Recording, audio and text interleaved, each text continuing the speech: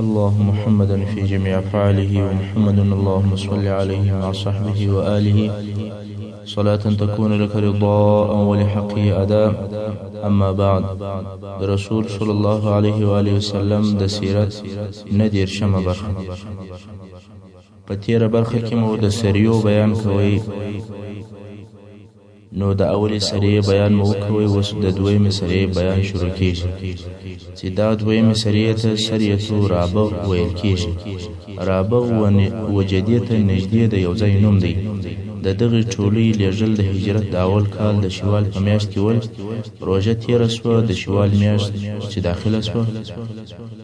رسول صلی الله علیه وسلم یو بل ټولۍ د عبیده ابن الحارث ابن عبدالمطلب په مشري باندې جوړه کړه چې دغه عبیده د رسول صلی الله علیه وسلم د اکا زوی دی. رسول صلی الله علیه وسلم د دغه ټولۍ مسؤلیت او مشرتوب د دې لپاره د خپل اقرباو پر غاړه ور اچوي چې د رسول صلی الله علیه وسلم جنگ د قریش سره وو.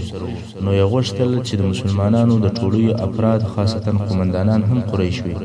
بل چاته دغه مشرتوب په دې سبب نه ورکوي چې خلک پوه شي چې دغه جنگونه او اختلافونه د یوې او بلې قبیلې په مابینځ کې نه دي، بلکې دواړه طرفه یوه قبیله ده. بلکې دلته د دین او د عقیدې اختلاف دی. په دینی او عقیدوي مسائلو کې دوست او قوم او قبیله اعتبار نه لري. قصه داسې وه چې رسول صلی الله علیه وسلم ته خبر رالی چې د قریشو یوه قافله ده چې د ابو سفیان په مشري باندې رارهي سوې ده او د دې قافلې سره 200 نفره ملګري دي. رسول صلی الله علیه وسلم عبیده ابن الحارث ابن عبدالمطلب امر کوي چې ټولۍ جوړه کړه. دا وار 80 نفریزه ټولۍ جوړه شوه او د ټولۍ ټول افراد د مهاجر مسلمانانو څخه ول. ټولۍ جوړه شوه او د قافلې پر طرف باندې رهي شوه. د دغې ټولۍ بیرغ سپین او د بیرغ اخیستونکی مصطح ابن اساسه ابن عبدالمطلب رضی الله عنه. څنګه چې ابو سفیان د مخله د دغسې حملې دپاره ځان آماده کړی و، نو یې وکولی سوای چې د مسلمانانو څخه قافله خلاصه کړي او هغه یې هم په دې ډول سره خلاصه کړه. ابو سفیان د قافلې د تېرېدلو د لارې په مخ کې غشي ویشتونکي کښېنولي ول او د غشو ویشتونکو تر شا د قافلې د تېرېدلو لار و. نو غشو ویشتونکو به د مسلمانانو پر ټولۍ د غشو وارونه کول او مسلمانان د غشو په سبب نه سوای ورته مخه کېدلی او هلته تر شا بیا قافله تېرېدله. په دغه طریقه سره د مشرکانو قافله د مسلمانانو د حملې څخه خلاصه سوله چې په نتیجه کې د مسلمانانو او د کفارو په منځ کې په غشو ویشتل وسول، مګر نور جنگ نسو پیښ. خو په دغه سریه کې د مکې مکرمې د کفارو د ډلې څخه 2 نفر د مسلمانانو سره ملګري سول چې د دغه 2 نفرو څخه یو مقداد ابن العمر البهراني و چې مقداد ابن الاسود هم ورته ویل کېږي، او بل یې عتبه ابن الغزوان مازني و چې دوی اصلا مسلمانان ول او د کفارو په قافله کې د دې مقصد دپاره ورسره راوتلي ول چې مسلمانانو ته ځان ورسوي او د هغو سره یو ځای شي. درېیمه سریه چې سریة الخرار ورته ویل کېږي. خرار جحفې ته نږدې د یو ځای نوم دی. د هجرت په اول کال د ذوالقعدې په میاشت کې رسول صلی الله علیه وسلم یو 100 نفریزه ټولۍ جوړه کړه چې دا ټولۍ هم مهاجر ول. د ټولۍ مشر او قومندان سعد ابن ابي وقاص رضی الله عنه. د دغې ټولۍ بیرغ هم سپین او اخیستونکی مقداد ابن العمر رضی الله عنه.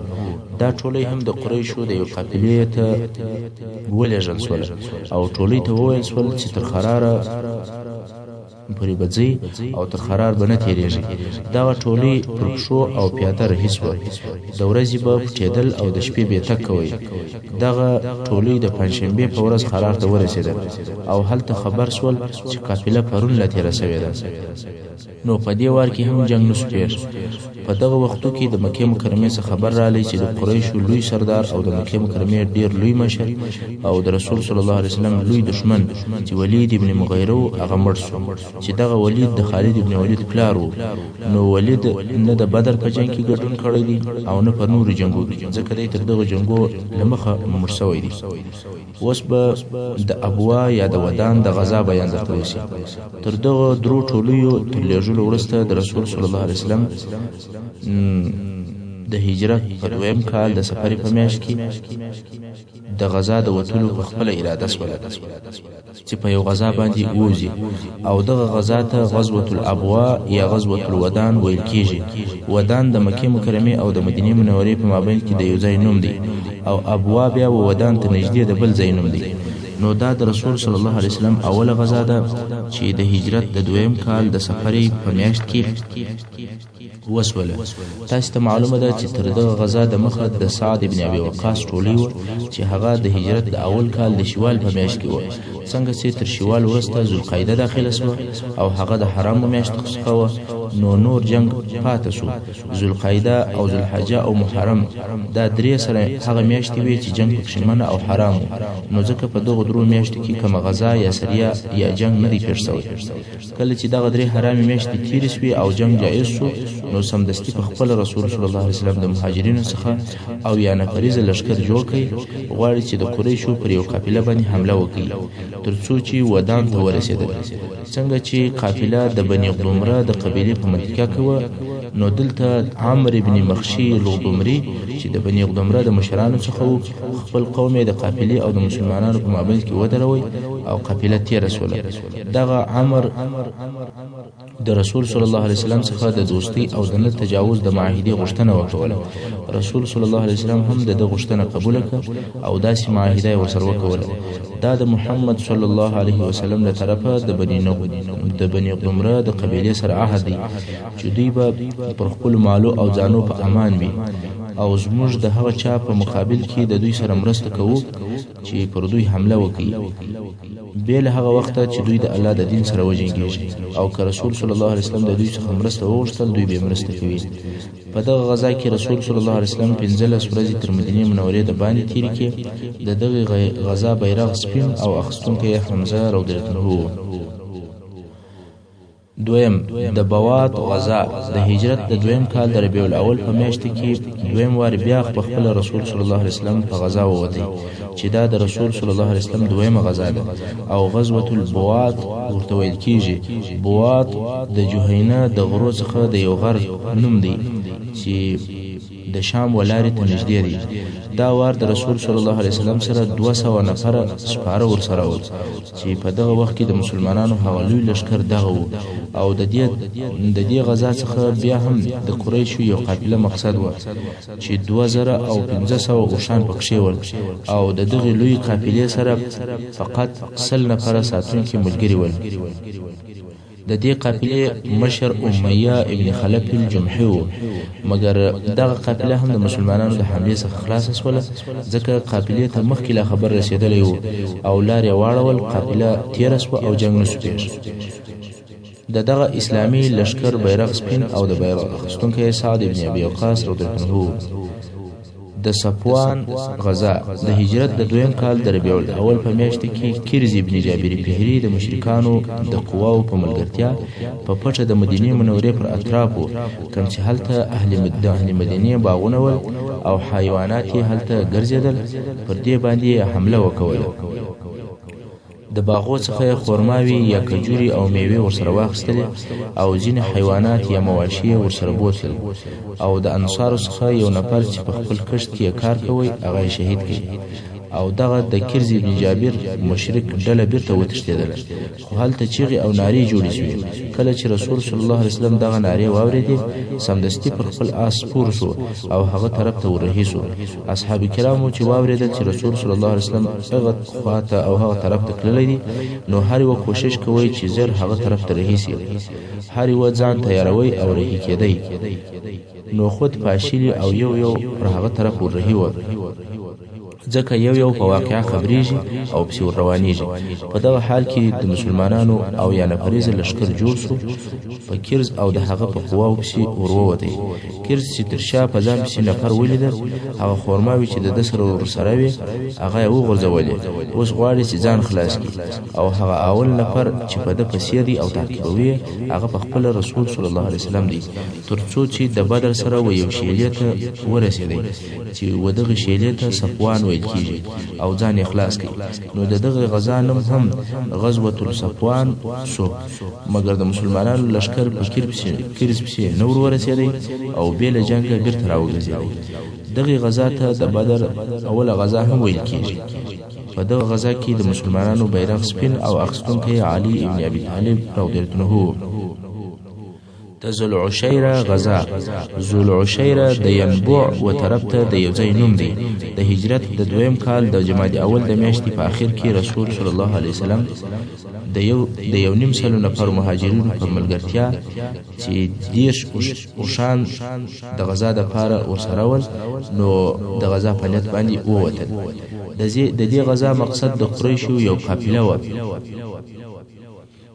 چې پر هغه قافله باندې دوی حمله وکړي، ځکه مسلمانانو ته خبر ورسېدلی و چې د مکې مکرمې څخه د قریشو یو لو قافله راوتلې ده چې د ټولو قریشو مالونه پکښې دي او شام ته ځي. نو مسلمانانو غوښتل چې پر دغه قافله باندې حمله وکړي. مسلمانان چې ذوالعشیره ته ورسېدل، خبر شول چې قافله څو ورځې مخکې تېره سوې ده. دا هغه قافله ده چې د شام څخه بیرته د راتګ په وخت کې مسلمانان د حملې دپاره ورووتل او په نتیجه کې د بدر لویه غزا پیښه شوه. دغه د ذوالعشیره په غزا کې رسول صلی الله علیه وسلم د بني مدلج د قبیلې او د هغو د خلفاو سره د نه تجاوز یا د نه حملې کولو معاهده هم ولیکل. او رسول صلی الله علیه وسلم په دغه منطقه کې د ډېرې مودې دپاره چې څوک وایي یوه میاشت پاتې شو. دا د دې دپاره چې د مسلمانانو قوت، قدرت او سلطه خلکو ته ورمعلوم شي، ځکه دا هغه منطقې دي چې مسلمانانو ته نږدې دي او د دغو منطقو خلک د مسلمانانو قوت او طاقت ومني، او په عین حال کې دغه منطقې د قریشو د قبیلو لارې هم دي. په دغه غزا کې د مسلمانانو بیرغ سپین او اخیستونکی حمزه رضی الله عنه. تر دې ځایه پر موږ د مسلمانانو په عسکري او اطلاعاتي حرکتو په ترتیب سره بیانېدل وکول. اول د درو سریو بیان مو درته وکړ او بیا مو د رسول صلی الله علیه وسلم د 4 غزاو بیان درته وکړ چې نه په سریو کې جنگ پیښ شوی دی نه په غزاو کې. او اوس پر هغه ترتیب 4مې سریې ته راورسېدلو. 4مه سریه سریه النخله ورته ویل کېږي. نخله د طائف او د مکې مکرمې په مابینځ کې د یو ځای نوم دی. دغه سریه د بدر تر غزا د مخه وه او د بدر تر غزا پورې دا اخرنۍ ټولۍ یا سریه ده. د هجرت په دویم کال د رجب په میاشت کې رسول صلی الله علیه وسلم عبدالله ابن جحد الاسدي رضی الله عنه د 12 نفر مهاجرینو سره او په بل روایت کې د 8 نفرو سره نخله ته ولېږي. د دغې ټولې افرادو پر 2 نفرو باندې یو اوښ درلودی او په نوبت به ځانونه غوسه کول. په دغه ډله کې سعد ابن ابي وقاص رضی الله عنه هم و او رسول صلی الله علیه وسلم دغه عبدالله ابن جحش ته یو لیک هم ورکړی و او ورته ویلي ول چې دغه لیک به تر هغو نه ګوري چې د 2 ورځو مزل مو نه وي کړی. دغه ټولۍ چې 2 ورځې لار ووهل بیا نو لیک خلاص کړي او وی وای په لیک کې د رسول صلی الله علیه وسلم اوامر داسې لیکل شوي ول. کله چې د زما لیک ووای نو د نخله طرف ته چې د طائف او د مکې مکرمې په مابین کې دی رهیسه او هلته واړوه. د قریشو د قافلې انتظار کوه، که مقابله پیدا که او په وسه مپرس وه چې ټوله یا یو څه په غنیمت واخلي، دا کار وکړي. عبدالله ابن جحش رضی الله عنه سمعا و طاعتا، یعنی ستا امر مې واورېدی او اطاعت یې کوم لکه موږ چې وایو پر دواړو سترګو. عبدالله ابن جحش رضی الله عنه خپلو ملګرو ته وویل چې زه مو پر دې کار باندې نه مجبوره کوم چې خامخا به زما سره ځئ. که د چا شهادت خوښ وي را سره ملګری دي سي، او که مرګ نه وي خوښ بېرته دې وګرځېږي. زه خو پخپله دغه ځای ته تلونکی یم. تاسو ته معلومه ده چې په صحابه کرامو کې بلکې په ټولو مسلمانانو کې داسې څوک نه و چې د رسول صلی الله علیه وسلم اطاعت یې نه وکړي او شهادت یې نه وي خوښ، او دغه اطاعت د دوی د کامیابۍ سبب و، نو ټوله ورسره رهي شول. خو په لار کې سعد ابن ابي وقاص او د عتبه ابن الغزوان هغه اوښ ورک شو چې د دوی دواړه په شریکان ول او په نوبت به یو پر سپرېدل. دغه دوه نفره د خپل اوښ په پیدا کولو پسې ولاړل. عبد الله ابن جحش په نخله کې واړول. په دغه وخت کې د قریشو قافله رااله چې وڅکي او ممیز او څرمنې او نور تجارتي مالونه پکې موجود وو، او د قافلې سره ملګري خلک دغه څلور نفره ول. اول عمر ابن الحضرمي، دویم حکم ابن الکیسان، دریم عثمان او څلورم نوفل چې دغه عثمان او نوفل د عبد الله ابن مغیره زامن. مسلمانانو مشوره سره وکوله چې نن د رجب اخري ورځ ده او رجب د هغو میاشتو څخه دی چې جنگ او تجاوز پکې حرام دی، نو که جنگ ورسره وکړو د حرامو میاشتو حرمت مو مات کړي، او که نن شپه پرېږدو قافله د حرم منطقې ته داخلېږي چې هلته هم جنگ حرام دی، نو یې پر دې اتفاق شو چې جنگ به ورسره وکړو. دا یو روایت و. او په بل روایت کې وایي چې د اصحاب کرامو دا خیال و چې رجب وتلی دی او شعبان داخل شوی دی، نو خود جنگ او جدال چې و هغه جائز او روا و. په هر صورت مسلمانانو پر قافله باندې حمله وکوله. د قافلې د نفرو څخه یو نفر چې عمرو ابن حضرمي و په غشي وویشتل سو او ووژل سو، چې دغه نو اول مشرک سړی دی چې د مسلمانانو د طرفه وژل کیږي. څنګه چې د قافلې خلکو امادګي نه درلودله، وارخطا سول او په تیښته یې شروع وکوله. مسلمانانو د کفارو څخه دوه نفره بندیان ونیول چې یو یې حکم ابن الکیسان او بل یې عثمان و، او نوفل په تیښته ځان خلاص کړ. مسلمانانو د قریشو ټوله قافله او هغه دوه نفره بندیان مدینې منورې ته راوستل. عمرو ابن الحضرمي اول مشرک دی چې د دغې ټولۍ له طرفه ووژل سو، او دا اول وار دی چې بندیان نیول کیږي، او دا اول غنیمت دی چې اخیستل کیږي. سبحان الله، مخکې به 10 نفریزه، 15 نفریزه، حتی 200 نفره به ولاړل او وبلېږل سول. بې له دې څخه چې څه وکړي بېرته به په خالي لاس راله، مګر دا وار یې 6 یا 10 نفرو ټوله قافله او بندیان راوستل. دا د قادر الله قدرت و. مګر مشکله خبره دا ده چې دغه ټول واقعات په حرامه میاشت کې چې رجب دی پېښ شول، او رسول صلی الله علیه وسلم دغه د دوی د کار څخه ډیر ناراض و، او دوی ته ویل ما په حرامه میاشت کې تاسو په جنگ نه واست امر کړی. په دې کار سره مشرکانو ته هم پر مسلمانانو د تهمت ویلو موقع په لاس ورله. په عربو کې اوازې خپرې کې چې مسلمانانو هغه میاشتې حلالې وګرځولې چې الله جل جلاله حرامې کړي دي، چې دا کار په عربو کې ډېر لوی عیب او بد کار بلل کېدی، او هر هغه جنگ چې په حرامو میاشتو کې به پېښ شوی و هغه ته به حرب الفجار وایي. او اوس مسلمانان په حرامو میاشتو کې جنگ او تجاوز کوي. دا ډېر بد کار دی. په دې باره کې د مشرکانو له طرفه خبرې او تبلیغات ډېر زیات شول. اوس چې د ټولۍ نفر د قافلې غنیمتونه رسول صلی الله علیه وسلم ته ورکوي، رسول صلی الله علیه وسلم د غنیمتو د قبولولو څخه انکار کوي، او تاسو څنګه په حرامه میاشت کې جنگ او حمله کوله؟ هغه ویل یا رسول الله زموږ دا خیال و چې رجب وتلی دی او شعبان داخل شوی دی، مګر رسول صلی الله علیه وسلم نو راځي چې دغه غنیمتونه واخلي. قریشو رسول صلی الله علیه وسلم ته حال ورولېږي او پوښتنه یې وکړه چې آیا تاسې حرامې میاشتې حلالې وګرځولې؟ رسول صلی الله علیه وسلم وفرمایل یا حرامې میاشتې مو نه دي حلالې ګرځولې، بلکې حرامې میاشتې حرامې دي، خو دا کار په سهو او په خطا کې پېښ شو، او دغه خطا د پیښېدلو په سبب عذر وایي. قریش وویل ښه، نو دغه دوه نفره بندیان مو بېرته راایله کړئ. رسول صلی الله علیه وسلم وفرمایل یا دا هم تر هغو نه در ایله کوو څو چې زموږ دوه نفره نوي راغلي، چې هغه دوه نفره سعد ابن ابي وقاص او عتبه ابن غزوان و.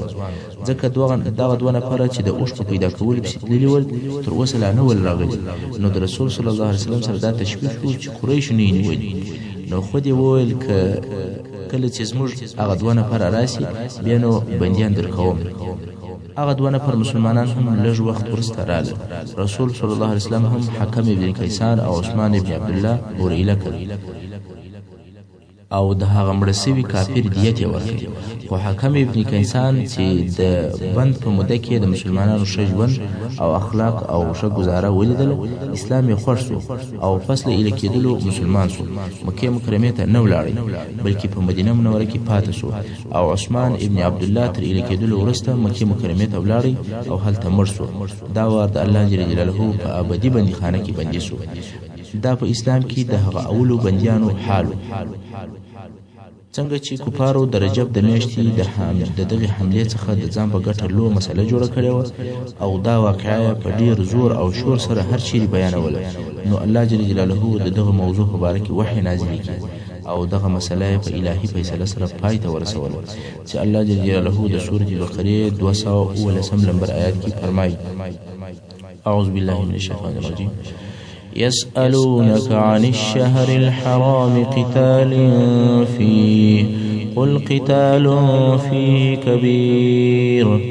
یعنی اے محمد صلی الله علیه وسلم خلق ستاسو په حرام میاشت کې د جنگ کولو پوښتنه کوي، چې دا پوښتنه کفارو پر یو قسم کوله چې آیات دا کار کړی دي چې حرام میاشت دي حلال کړی دي، او مسلمانانو بیا داسې پوښتنه کوله چې اوس خو زموږ څخه په صحه او په خطا کې دا کار وسو، خو تر دې ورسته په دغه باره کې حکم چیشته.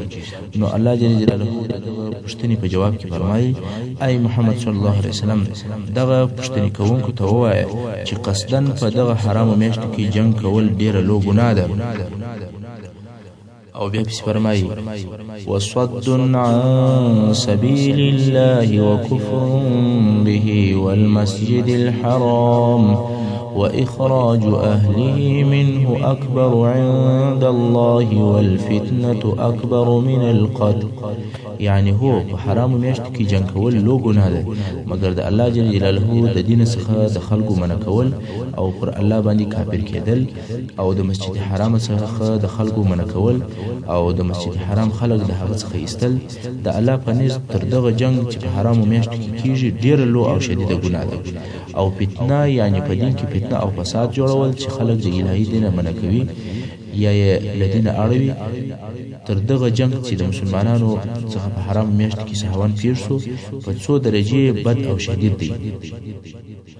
نو الهي وحی د مشرکانو دغه شور او ماشور پای ته ورسوي چې پر مسلمانانو او د هغو پر جنګیالیو شک او شبهه پیدا کوله چې دغه د مشرکانو خبرې پوچې او بې معنا دي، ځکه تاسې یاست ای مشرکانو چې حرام میاشتې حلالې ګرځوئ، حرام ښار چې مکه مکرمه و هغه حلال ګرځوئ، تاسې پر مسلمانانو ظلمونه وکول، د خپلو کورو څخه مو وایستل، د مسلمانانو د دین او د توحید په سبب مو هغو ته تکلیف او ازارونه ورکړل. آیا مسلمانان په بلد الحرام کې نه ول مقیم؟